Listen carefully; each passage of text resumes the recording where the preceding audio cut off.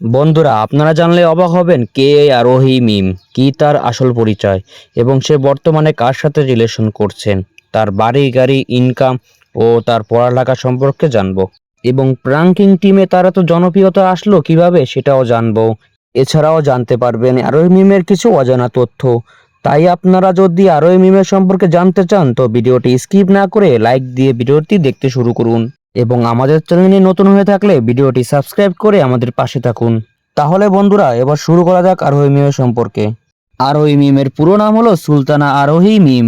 তিনি 2004 সালে বরিশাল জেলায় জন্মগ্রহণ করেন। তার বর্তমান বয়স 21 বছর।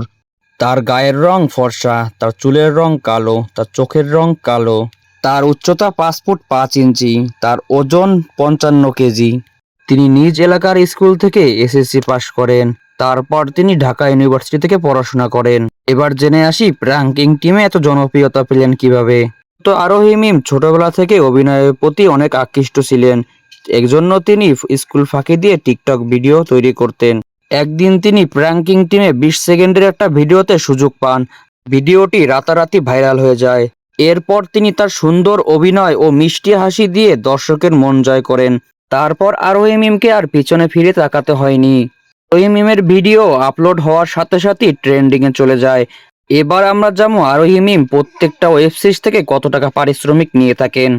আরোহী মিম প্রত্যেকটা ওয়েব সিরিজ থেকে 20 থেকে 30 হাজার টাকা পারিশ্রমিক নিয়ে থাকেন এবং পার সিঙ্গেল নাটকের জন্য 50 থেকে 60 হাজার টাকা পারিশ্রমিক নিয়ে থাকেন। এছাড়াও তিনি স্পন্সর ও ব্র্যান্ড প্রমোশন করে থাকেন। সব মিলিয়ে আরোহী মিমের মাসে 5 থেকে 6 লক্ষ টাকা ইনকাম করেন। এবার আমরা জানবো তার রিলেশনের বিষয়ে। আমরা কিছুদিন আগে গুঞ্জন শুনেছি মিরাজ খানের সাথে লুকিয়ে লুকিয়ে প্রেম করছেন। এ বিষয়ে আরোহী মিম মিডিয়ার সামনে মুখ খোলেননি, কিন্তু সবাই জানে আরোহী মিম সাকিবের সাথে রিলেশনে আছেন। বন্ধুরা, আপনার কি মনে হয় আরোহী মিম কি মিরাজ খানের সাথে প্রেম করছেন নাকি সাকিব সিদ্দিকীর সাথে প্রেম করছেন? অবশ্যই কমেন্ট করে জানাতে ভুলবেন না। আর ভিডিওটি যদি ভালো লাগে লাইক এবং সাবস্ক্রাইব করে পাশে থাকুন।